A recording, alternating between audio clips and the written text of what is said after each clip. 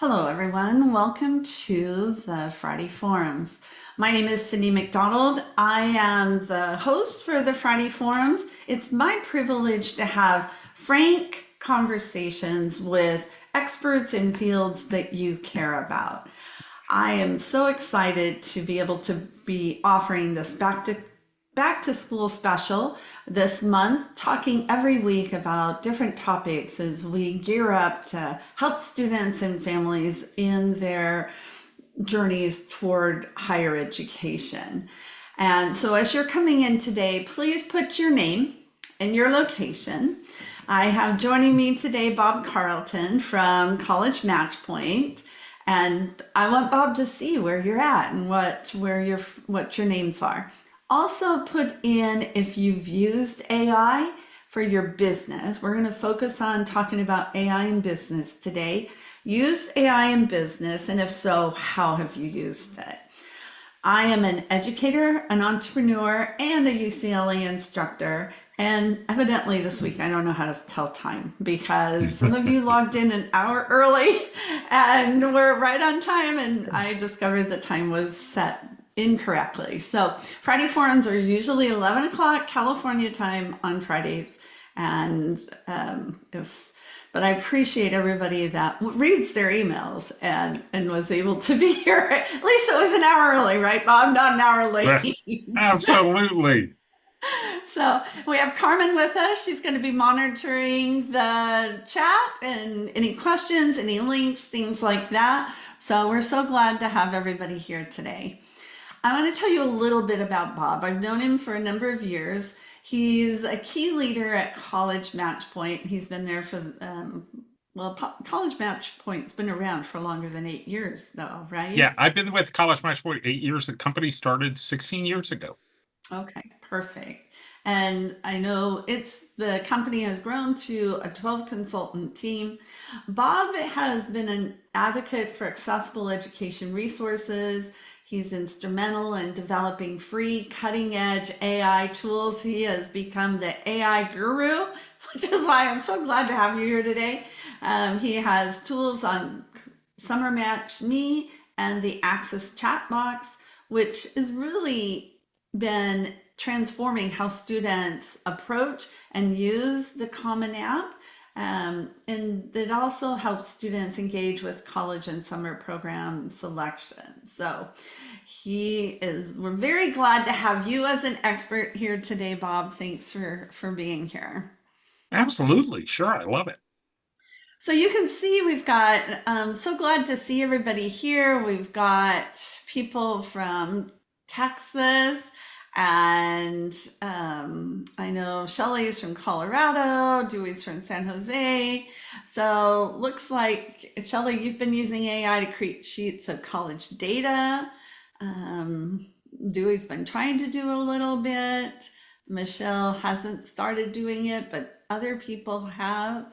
So using AI can be quite a transform it, like it's iterative. Like you kind of tip your toes in the water, like I don't know what this is, I don't know what it's going to be, and then kind of move forward. So can you share what your experience, how when did you start dipping in, and now I know you're full feet head underwater in this. So tell us your journey and experience with AI and what inspired you to start going into this.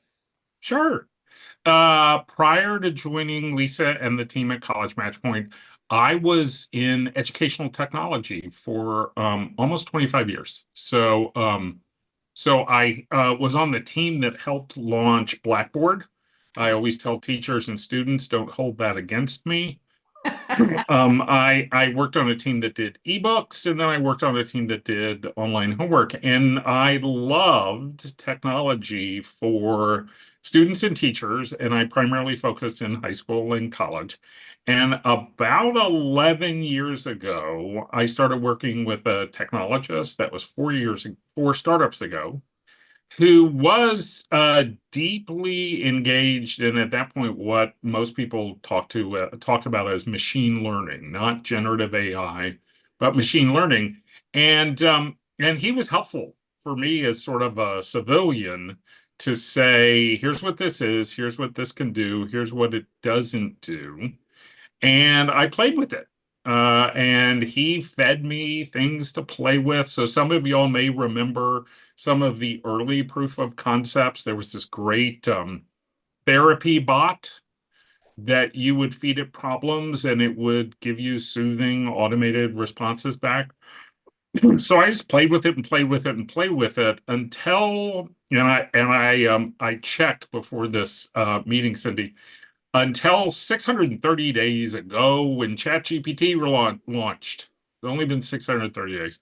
And I realized, and I said this to Lisa and our daughters, I'm old enough to be around when the browser launched. When Mhm. when when I showed Lisa and the girls Netscape. And I said to both daughters, this will have greater impact in your lifetime than a browser did in my lifetime. Now, I'm not smart enough to know what that'll be. I'm not smart enough to know, oh, it's going to do this, this, and this. But what's crystal clear to me is that I'm in Texas, and tonight is the start of Friday Night Lights. Most high schools have their first football game tonight. Wow. Um, while it may feel like we've been talking about AI forever, we're on the first play of the first practice before the season. This is not the real game. So, like, messing around with ChatGPT and Claude and Perplexity, which I love doing and we use a lot, that's just the practice for what this is going to be 2 years from now, 5 years from now, 10 years from now. So I love it. My friend Jed Appleruth, I always joke with him. I get 18 newsletters every week on AI. I am fascinated with it. And I am skeptically hopeful or disturbingly aware. It's there's a lot of stuff going on. So Cyndy, I don't know, is that helpful to sort of give a context for who I am and why this stuff interests me so much? It does. It definitely does. And having that technology background, Bob, I think she puts you in a really good position because you can see what the potential is more than anybody else. And as you said, in your lifetime, you've seen it go. In my lifetime, I've gone from, computers in big rooms and Yeah, doing those punch cards. sure. And my husband was a computer scientist. So, we've gone from the very beginning up to now. So I think that's a very valuable perspective to have is that you can see that, and I love that you said we're just starting. And right now it feels like the wild, wild west. Yeah, But I feel like we felt that way when the first electronic calculator came out. I remember that my husband bought the very first one. It was like $200, and now they're what, a dollar and a half, or not even. sure. You can Yeah, we put them got on it on. you can put them on a watch, right? Exactly. You Like, got them on your yeah, phones, and everybody's like, "Oh, that's the end of math." Kids yeah. aren't going to know how to do math anymore. And so when you think about, I want to go to your comment, and we're not there yet, and what the future is going to bring. What do you see as those future applications of this? I mean, Yeah. So there's a wonderful researcher who works for Microsoft Research. Her name is Dana Boyd. I am embarrassed to say that I first got to know Dana Boyd 30 years ago, when she kept an online repository of Ani DeFranco lyrics. And I, oddly enough, love Ani DeFranco. And so I I have tracked no her and idea kept who that is. she's a singer-songwriter and folk singer, originally from Detroit, and she was sort of the first. I'm going to have my own record label and be an independent artist, kind of an artist. So Dana got her PhD in computer science from Cal and has been fascinated with technology, and over the last several years has been really focused on AI. And she talks about the four A's of AI. And she always cautions people, do not think of one unified AI unless that makes you feel comfortable because it's like the Terminator, right? Skynet, one big AI. there's not one big AI right now. There are AIs. Okay. So Mhm. here's the four A's that she talks about. And I hope I can remember them all. Augmentation. These are tools that augment the work that we're doing. Think about auto suggest in Google Docs. It's just augmenting what you do. Mhm. Mhm. Um, the second is automate. Okay. I don't have the time to do this. Will you do this for me? Okay. I was telling Cyndy, our team did a deep dive in research and training on AI in Q1. And in Q2 of this year, they decided we hate writing 150 characters for the activity descriptions in the Common App. And can't we use AI tools to automate drafting that? Not finalizing it, but drafting it. And we have a tool. It saves lots of time. And there's not one consultant on our team who says, this depresses me because I got into educational consulting so I can guess 150 characters on Common App descriptions. No one, I mean, no one wants to do that. So automate. The third one is assistant. And an assistant says, go out and do this activity autonomously. The best example is college list research. An assistant might say, okay, I've gotten this research from the kid. I'm going to go out autonomously and research schools and give Cyndy McDonald updates real time on her college list. And the educational consultant doesn't have to be involved, and Cyndy McDonald as a student doesn't have to be involved. It's really going to be an assistant. Okay. And I think that's the place where people that I really track. There's a newsletter called One Useful Thing. It's by a guy named Ethan Mollick. He does a lot of writing and thinking about this. Brene Brown, if any of y'all are Brene Brown fans, oddly enough, Brene Brown did an insanely great series on AI.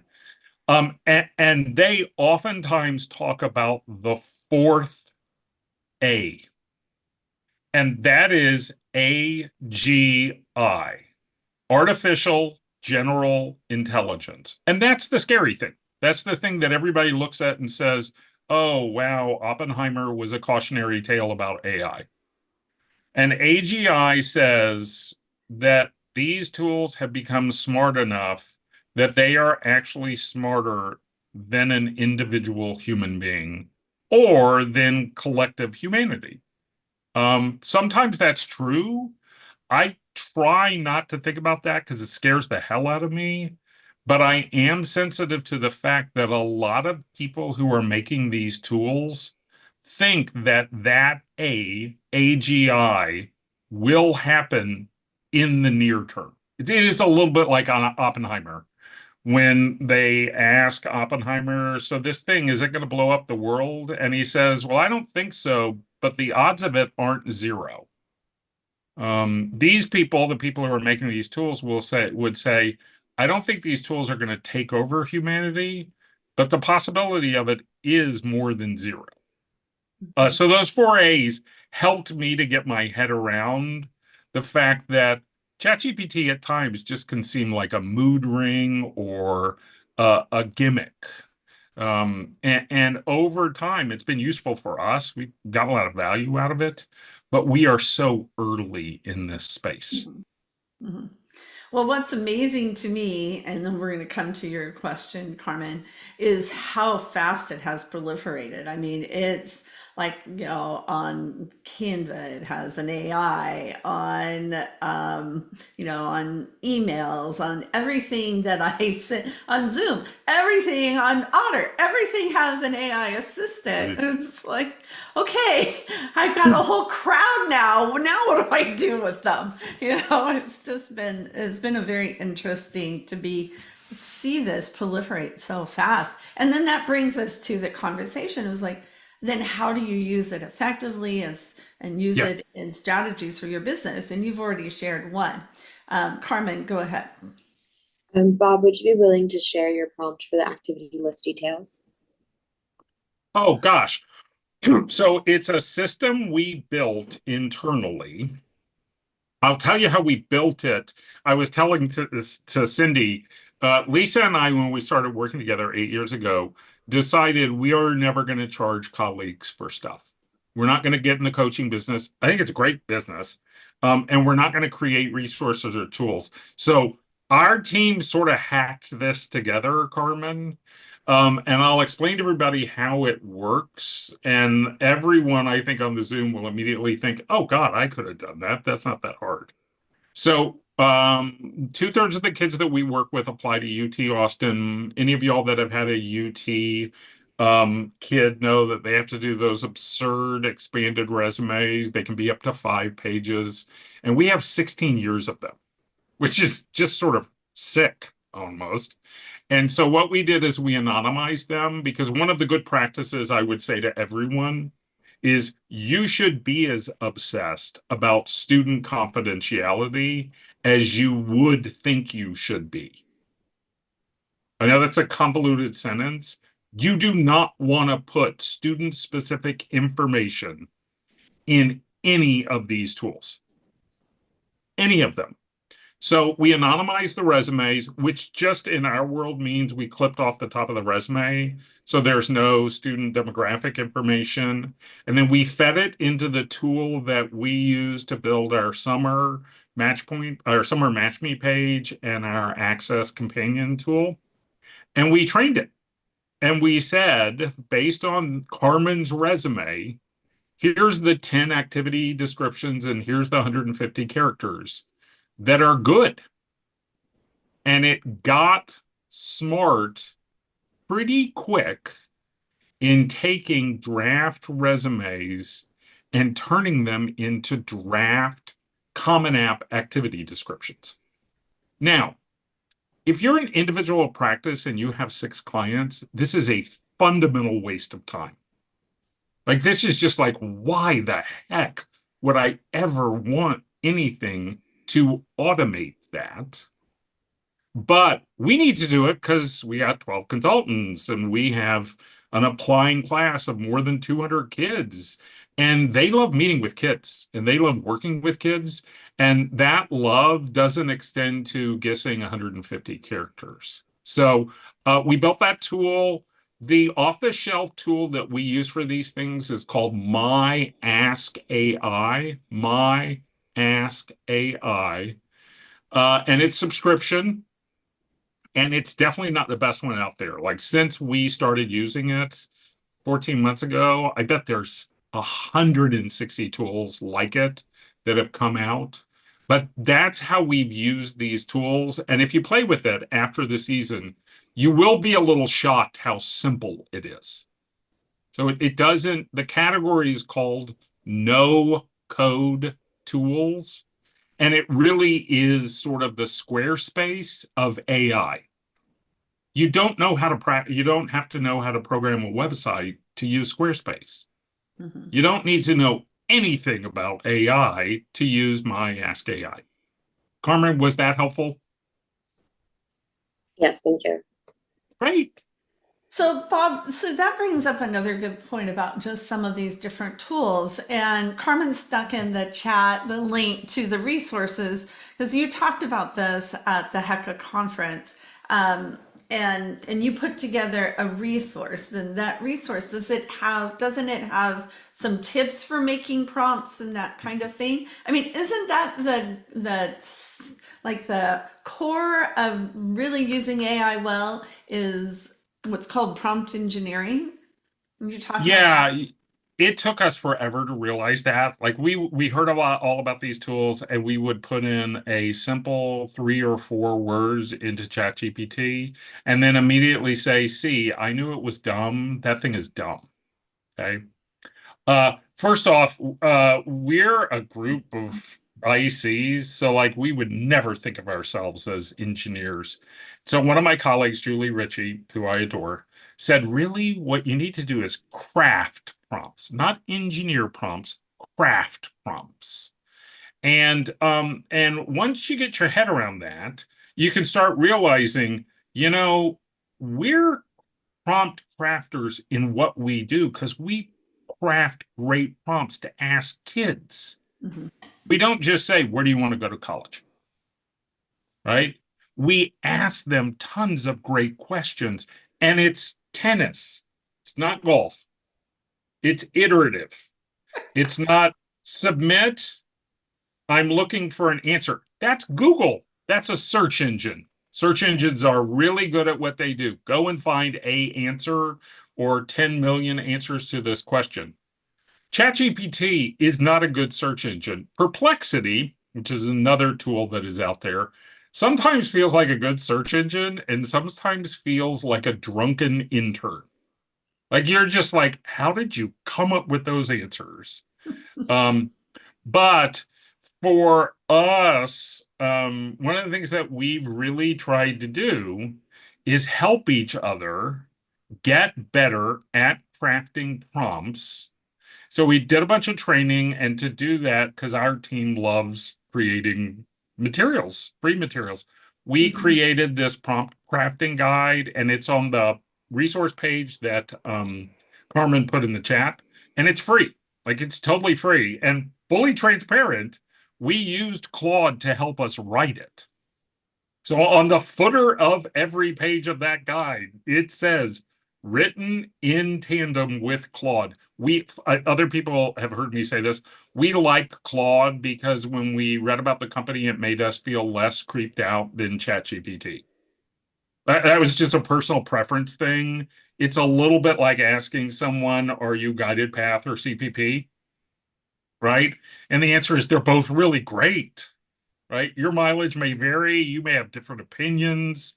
But so yeah, prompt crafting, my advice to everybody on this is if you haven't gotten good at it, don't try to get good at it in August, September, October, because you don't have the time. Mhm. But when you do try to get good at it, find a friend. Do it with a colleague. Don't do it by yourself, Mhm. staring at your laptop or your monitor, because you will end up pretty quickly saying, see, I knew this thing was stupid. And sometimes it can be stupid, but as a dear friend of mine pointed out to me, its answers are only as dumb as the prompt you gave it. And I thought, oh, that's a really kind way to say user error. So the better you get at it, the better the answers it'll give. But again, from our perspective, we don't think of it as an automation tool, and we clearly don't use it as an assistant. We think it actually frees up time for people, but it takes a while to free up that time. Yeah, you've got to put the foundation in place first, and then once Mhm. you've got that, then you have that available. What are some other strategies that you've found that are using it for marketing? What other business approaches you've talked about some of the um, Uh, so counseling. I'll tell you three things we don't do. Okay. We don't check essays to see if some tool thinks an AI bot wrote it. We don't. We don't like feeding kids essays into a tool that we don't own. And B, the research we see says those things aren't trustworthy because, ironically, most of the AI detection tools are built on ChatGPT. So it's just like someone, like, you're not supposed to do that. Like, that's just not how it's supposed to work. We don't do that. I mentioned before, we do not put any student data in any of these tools. And then the third thing we don't do is we don't ever think it's finished work. So, like, my good friend Jed Appleruth is like, yes, every blog post I have done in the past year, I do a first draft with ChatGPT because the editor that I used to work with went away and did another job. But now I send her the third draft or the fourth draft, not the stupid bad first draft. ChatGPT is a fast way to get a bad first draft. And some people are comfortable turning that into a blog post or a newsletter. We don't do that, but I can fully understand if you are an individual consultant and you have way too many kids and not enough time that you might think about doing that. We don't. So the main ways we use it right now, full disclosure, is college research. Like, hands down, the main way we use it, and generally speaking, yes, we use it when we're drafting a list, but we mainly use it as a complement to other things like college tours or listservs or colleagues. And one of my other beloved colleagues, Allison Randall, she pointed out that she quickly realized that she had more distrust of Claude than she did listservs. You know, NACAC listserv, other professions listserv, and she was like, honestly, it made me be more literate about any of the resources I consume when I'm researching school. So our team uses it to compare colleges, to go deeper into this kid wants game design and they're first gen and they need a school that costs less than $30,000 annually. And they're only looking at schools in the Rocky Mountains.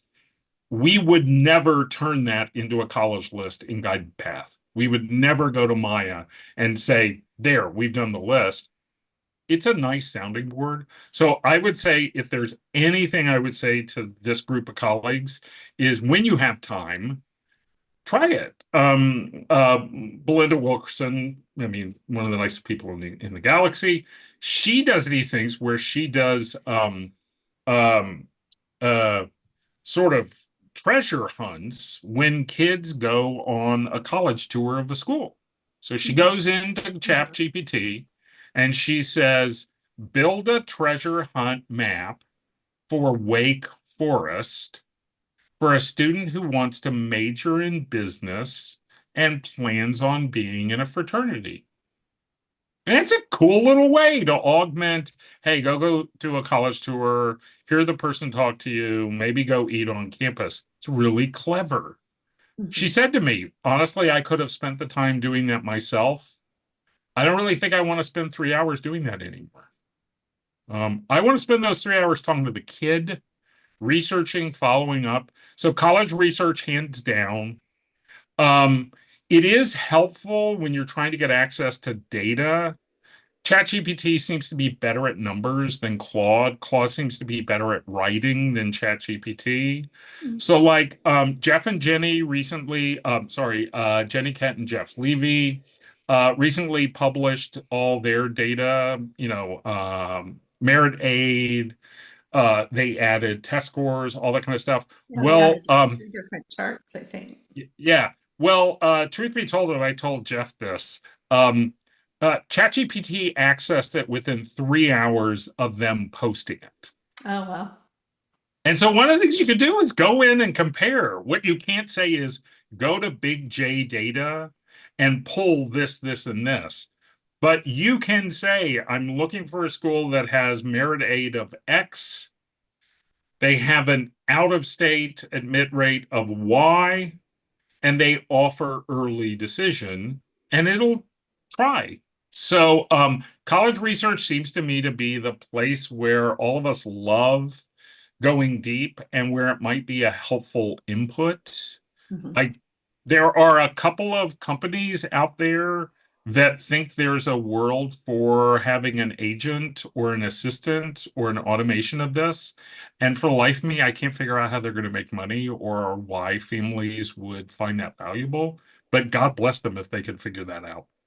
Well, we are seeing more and more companies coming up with the assistance or Yeah. ways to use AI. And I know of companies that have been trying to, through the prompt crafting, I like that term, really getting much more in-depth college information, to give to students that really helps, especially if they have a special need or interest or something like that, that they can use. So, And that is in the tools we've built, that's probably the biggest aha that we've had.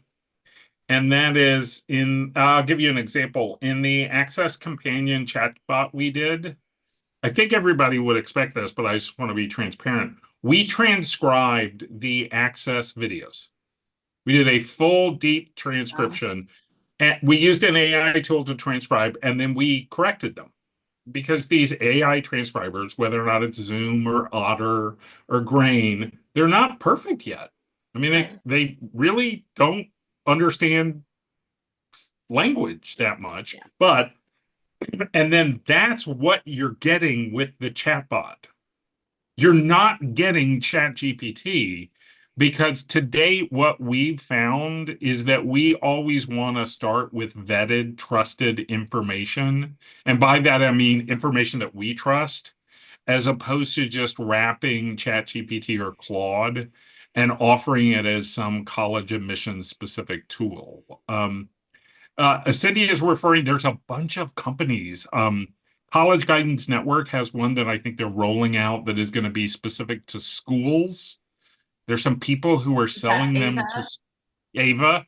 There's some people who are selling them to students. There's some essay writing tools that are out there. As yet, just because I'm obsessed with this, it doesn't seem like most of them are anything more than a demo.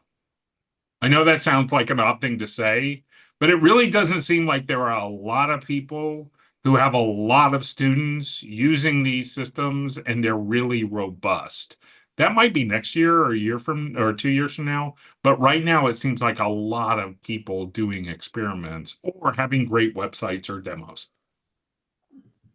Well, and we do have somebody in our audience who is working on an AI inspired program, and she and I Oh, have great. met, and she's talked about that and helping students to identify their core values, their core aptitudes, and then how that can turn into passion projects and things like that. How great would that be? Like I should say about the other thing we did. So we did the summer match me thing. Oh, again, full disclosure, we have this big database of summer stuff. But I should be very transparent with everyone because it did come up when we had IEC's beta test it. We disproportionately told it to not start with pay to play. And we assumed that the user wasn't an IEC or a kid who works with an IEC. We Mhm. referred to it as Cyndy the civilian, and that Cyndy the civilian was pretty clueless. And it's so funny to see some of the prompts that kids put in. One of them put in beach, girlfriend, son. And and we were like, huh. And then the answers that it gave were wild. It did include later in the page some of the pay to play programs, and they're great. I'm not harshing them, but it started with some like really free ways to be on a beach with a friend and, have fun. But what I would say is for us, beyond our initial tools, the space that we're most interested in is, and this is going to sound almost zigzag to AI. We think in the world of AI, authentic engagement for students will become more important, not less. Mhm. Like doing real stuff will Mhm. become more important because some kids are really depressed by a world where these tools might replace them. And some cool kids just don't do well staring at a screen. So whoever's doing that tool for aptitudes and skills and motivators, God, I hope it comes out because we could all use that. I mean, we're big U-Science users and we think it used to be great and it's gotten a little more confusing now, but we still use it and love it. And that's hard for kids to Mhm. figure that stuff out. Yeah. Well, Jean, go ahead and put your link in the chat to your resource that you have so that people can find it. So I think that the whole time saving aspect of this is the part that just leaves me so excited. But, and I've used it for marketing and I've used it you can use it for creating Facebook posts and tweets and just all those different aspects. Have you used it in any of those kinds of things, Bob? Yeah, so I'm in the world of resourcing. There's another great website. It's called Wonder Tools. It's kept by a guy named Jeremy Kaplan. And this past February, I did some training on AI, and Jeremy Kaplan came, and the video he did is on that resource page that Carmen put the link for. And he's really good at showing off tools for business. So showing off tools that you can use AI and how you can use AI better and how you can use ChatGPT better. And it's really helpful. So again, we have like our team is really picky about writing. We're all essay coaches. So I'm not, but the team is. Mhm. So what we always say is a final draft can never be from Claude, ChatGPT, Gemini. It's Mhm. okay to draft, Mhm. but it can never be the final draft. There's a couple of ways we use it because we're just lazy as all get out. I am.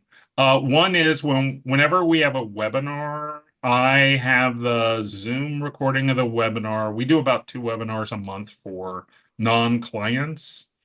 We have one of the transcribers transcribe the webinar. We do a blog post with a summary of that transcription, and Claude writes the summary. We don't, because we think we've already done the webinar, so it's our stuff. And then we have Claude write a LinkedIn post about the webinar, and then finally write the YouTube description for the video, and we post it on YouTube. And someone said, well, there are tools you could use that would automate that whole thing. We're like, we're educational consultants. We're not going to use a tool like that. But yeah, we use it. And then I would say the other use case, and this isn't our use case, someone on a webinar like this came up with it. And we were like, oh, snap, that is a great idea. Maybe we're the only people who get these, but the angry, stressed parent email that you get, Mhm. and it makes Mhm. you like cold sweat of like, oh God, what am I going to do? Uh, we use it to draft a response. We never use the response. I just want to be crystal clear. We never use the response, but then we can get angry at Claude for coming up with the wrong response, and it lets us get less freaked out. And we realized when we were in an office, we could do that by going to a colleague and asking them. And Mhm. occasionally we can text somebody like Deb Davis Groves is a dear friend of ours in Austin. Occasionally we'll text her and be like, we need a sounding board. We have a very freaked out dad. But that's a good hack. Again, we never use the response, but we Mhm. cut and paste the angry email and we say, act as an expert college counselor, draft a 3 paragraph email response to this parent's concern. The goal of the response should be to reduce his stress, edit for clarity, and a supportive voice at an 11th grade reading level. And it gives, I mean, it's less worse than something I would draft. You'd never use it final, but that's a hack. I can't remember who came up with it, but it's a great Mhm. hack. Mhm. I've heard that too. And it just, so often, as you said, these descriptions, I've discovered using it to create paragraphs, descriptions has helped me a lot. It saves me time because I'm writing descriptions about things all the time and I still put my own approach in it, but there are things I probably would have thought of, but it helps me to think of it and go there much faster. So, Mhm. another thing that I have used and I've found very effective and it's been fun to play with is to have AI create pictures and Yeah. tell it, it's like, this is what I have in my head. I'm not an artist, but it'll take me forever to Photoshop it and create this picture with, a desk and a plant and, a pile of books and do it in watercolor. And it's been really fun to see some of the different things, create backgrounds and different things like that. And that's been a huge time saver for me as I've Yeah, used. the world beyond text seems to be the people who do analysis and prediction of this seems to be totally the next phases. First, voice. Uh, Images are out there right now, and pretty soon, video. There's a Yeah. demo of a tool that Google has called Sonos. And Sonos can almost real time create minute and a half videos that are pretty darn realistic. and it typically takes them about 30 seconds to create it based on a text prompt. It makes me be really happy that I'm my age, because it seems to me it's going to totally confuse what it means to create over the next 10 to 15 years. If you are an animator, if you're a screenwriter, if you work in film or photography, man, does it seem like it's going to be complicated. Well, and I know people in advertising and marketing are very concerned about how that is going to impact their industry, the number of jobs, things like Yeah, that. I'm seeing that. I'm having those conversations with people in my UCLA classes. So that yeah. brings us to the point of just ethics. You've made a lot of emphasis on like where the lines are, where you draw the lines, and what you see as ethical uses of this. I'd like to know, are there other ethical considerations that you? Yeah, yeah. So the first thing I would do is I would urge you. I did a search on how many podcasts on AI have come out in the last 3 months, just the last 3 months. And Perplexity told me that 17,236 episodes of AI have come out just in the last 3 months. Like, it just seems like almost a parlor game of like, if you have a podcast, you will do a podcast on AI, which is a little meta for us to say with Cyndy's doing these great interviews and me talking about AI. But if you consume this content, of all people, Brene Brown did an insanely great series on AI, like outrageously great, including one, if you are a complete podcast nerd, with Esther Perel on AI. And it really sort of it blew my mind. Um, and Brene Brown had two different podcasts with different folks who were looking at issues around ethics, equity, and access. Ethics, I think, is the hardest thing because these companies are just trying to keep up with their headlights. Like, they don't have a big plan. Like, they don't have like a whiteboard. This is more like Oppenheimer, where they're figuring this out by accidentally exploding things. This isn't some grand plan that they're executing against. There is no blueprint that these people have. And so I think the ethics thing is like trying to manage Jello on a wall. My advice, and this comes from talking to people that I respect, like Michelle Everhart, and with people outside of our space, is you have to start with your own personal and professional values. And that should be the guide. That should be the compass. The second thing is, I think, around equity. This won't surprise anyone. The people who are making these tools are disproportionately exactly who you think. White males with college degrees from highly selective colleges. Mhm. And so the tools are biased towards that. And then to make matters worse, these tools are disproportionately used by affluent white people between the ages of 13 and 38. And so I think there are some issues around how those users and creators think a right or wrong answer is. And I think that's complicated. And I wouldn't pretend to know the answer to that. But I would say if there's any plea I would make to all of you, whatever professional associations you're in, beg them, beg them to put out statements and guidelines. Do not, one of the better podcasts in the Brene Brown thing was with a guy named Craig Watkins.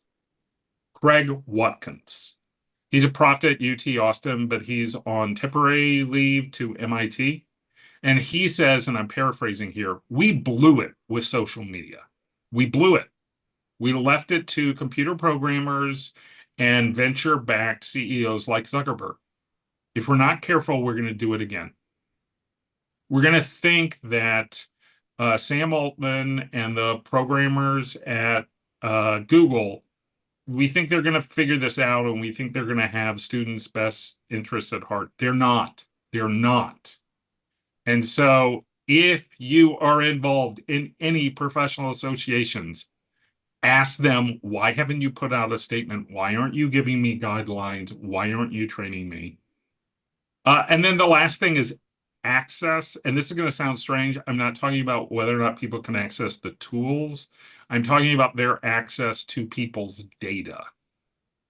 You've begun to see media companies who are signing agreements with OpenAI, the ChatGPT people, to at least get money back from OpenAI, pretty much being a vacuum cleaner of everything that media company has ever created.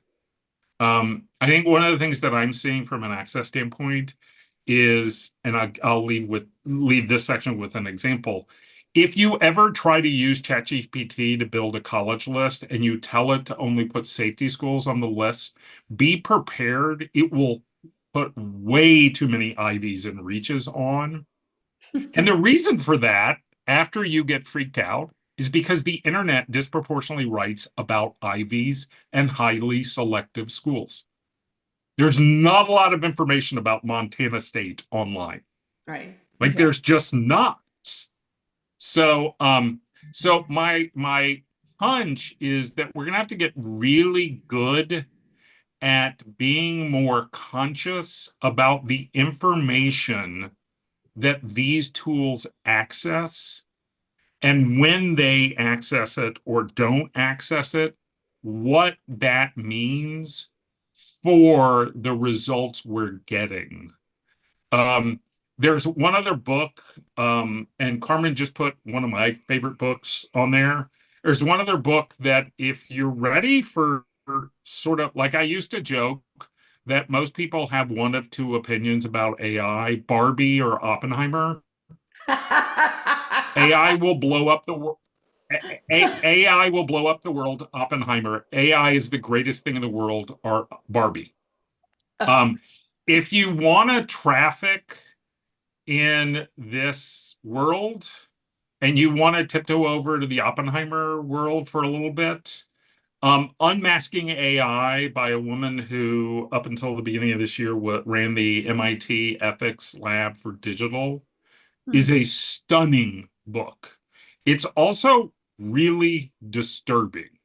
So I just want to preface it by saying you need to be conscious of the media diet you're looking for, because like Ethan Mollick, the guy who I mentioned before, who has a great website and great series of videos, and he's at Penn. He did a book called Co-Intelligence that came out in February, and it's really good and very hopeful until the last chapter. And then the last chapter goes full dystopian, like to the extent where you were like, can I not remember the last chapter? Or could I only read the last chapter? I would say the book that I just put in, Unmasking AI, it's not that dystopian, but it is really clear about how to retain humanity in a world where there's a ton of money and time being put into these tools. Mhm. Well, you know what's exciting about this is that it does give us an opportunity to shape that and shape that future. And you can sit on the sidelines and say, here, I'm afraid of this. I'm going to stick my head in the sand, which is something that we saw happen during the pandemic, and just wish it would go away, or have a policy that I'm never going to use AI. Or you can embrace it and help shape what that looks like and how it's going to be used in a positive way to enhance what we do in our lives, and or not. So I'd much rather be on the side of contributing and saying, hey, be careful, here's a guardrail you may not have thought of, than just ignoring it out there entirely. I mean, a good example that a colleague of mine here in Austin encouraged all of us to do, we're in a local regional group, is every time you meet someone from a college or university, either because you take a tour or because they come to your city or you're on a webinar, ask them how they're using AI And if they tell you they're not, ask them again. And the reason she was helpful on that is like, so you're explaining to me that you don't use Grammarly. Oh, well, we do use Grammarly. Okay. Are you using any part of Slate to auto grade anything? Oh, yeah, we've been using that forever. Ask the people that you talk to at colleges and universities in admissions, how are y'all using AI, or how are you thinking you're going to use AI this year? And I think that is going to become quite a big conversation in the future. And because we're already, I mean, Jed Appleruth wrote, and I've seen others writing saying that on the other side, on the college admissions side, like the essays, those activity lists, all those things are going to be read by AI to enhance what's going on in the admissions office because it'll extend they have limited resources as well. So how is it going to be used in the admissions Well, office? Rick Clark clearly, like Rick Clark has probably done 10x the number of presentations or webinars on AI as I have, and I probably do them once a month.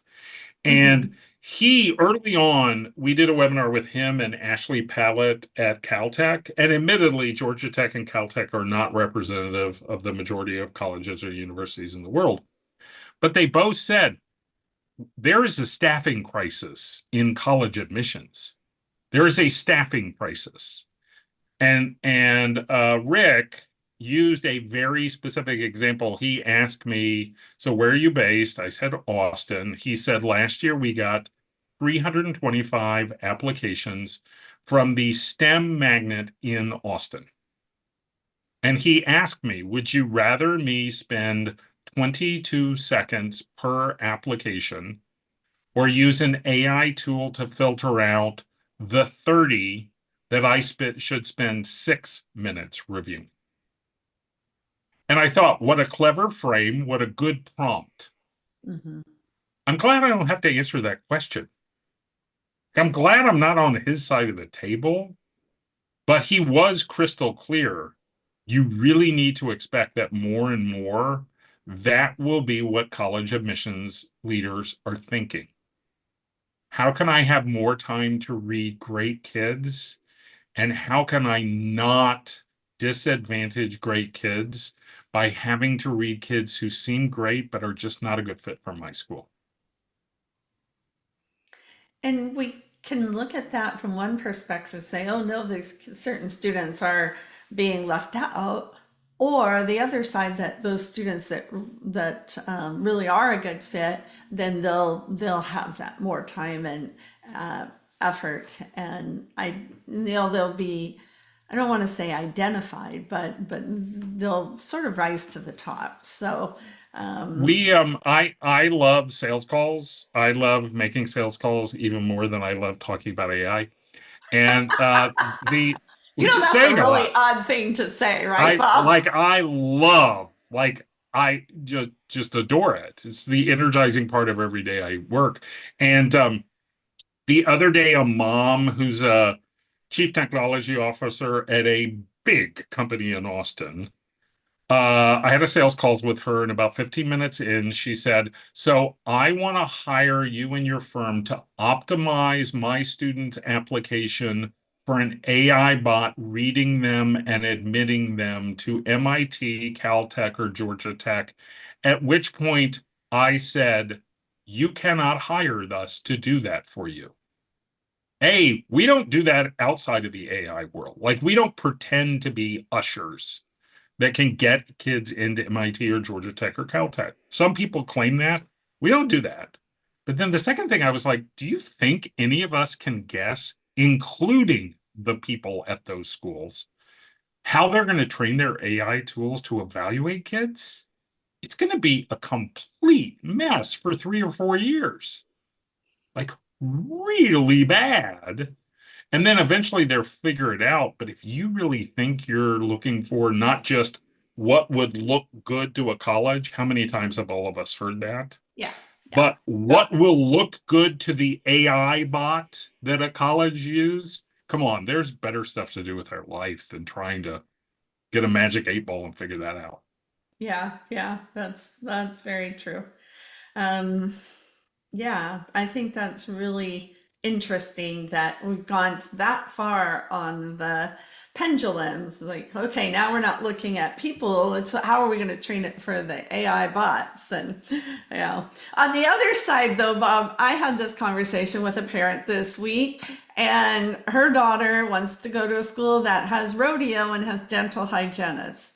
And so I just ran it through Chat GPT. And what I love about this is not just asking the questions, but the fact that I can have it generate a chart and Yeah. put the name and put things that are important about this area, where is it located, and then give me the link to the source. So then I can still research it, but I don't have to spend time figuring out where this came from. And I can click to the link. And then that gave the parent, I spent what, 2 minutes, 5 minutes on this. I sent it to the parent, and says her daughter came up with this place in Colorado. I'm from Colorado. I love Colorado. But does she know what Craig, Colorado is like? And so we were able to put that into the chat and put it into a result. And I didn't have to spend tons of time. But it was very effective. Look at Cyndy McDonald being a prompt crafting expert. Like, look at that. I mean, the fun thing is all the conversations you get to have with the student and the parents based on that. Is that going to be her final college list? Certainly not. Mm-mm. Is that a great way to start it? God, yes. Yeah. Absolutely. All right. Well, I see we're almost out of time. What is one last thing that you would like to share about this topic? One piece of advice or Well, I have, that's a great prompt, and my response as a Bob bot is don't try to pretend here. Don't have imposter syndrome. You're really great at what you do. Kids love you. Parents love you. Colleagues really respect you. If you're going to play with this, make it help you or go find something else to do. Right? And so I have so many colleagues who come to me and say, I'm just freaked out by this. Like, I don't know what to do with this. And it makes me feel horrible every time I play with it. And I was like, do you remember Zoom pre-pandemic, where if you ever talked to an IC and said, are you doing Zoom meetings? You literally could get hooted out of a meeting. Just give yourself some time. Try to have it solve a problem for you. And my last piece of advice, and I said it before, phone a friend. Do this with someone. Don't do it by yourself. Oh, yeah. I love that. I love that. We're in this together, and you're not the only one having those concerns or anxieties, and by sharing together, we can explore it together. But you've given us some really great resources, Bob. I can just see them in the chat, and I'll have them all in the show notes for when we publish this as part of the Friday forums. So thank you for being here today. And thank you, everybody. Come back. We have 2 more weeks to finish out our back to school special month. Next week, I'm going to be talking with the nonprofit professional group on testing, and they're going to talk about the myths and truths about testing. So Mackenzie Lee, Mike Bergen, and one other person that's going to be here. So that'll be a lively conversation. The first week in September, I'm having Jasmine Gurley from Morehouse College. So if you were at the HECA conference and you heard the panel, Jasmine was on that panel, and she's going to be talking about the increased importance of HBCUs. She's a dynamic speaker. I can't wait to talk with her, and she'll be here on September 6th. So watch your emails. Registration will be opening on that, and probably in the next week. And then I've also got some workshops going on. So in the next 2 weeks, either this week or the following weeks, I have a few spots open. And we do talk about AI and some of the essays, some of the other college lists, things like that.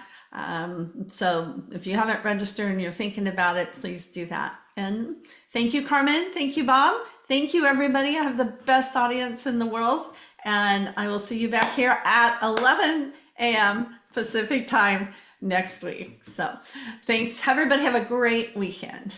Bye. Have a good weekend. Mhm.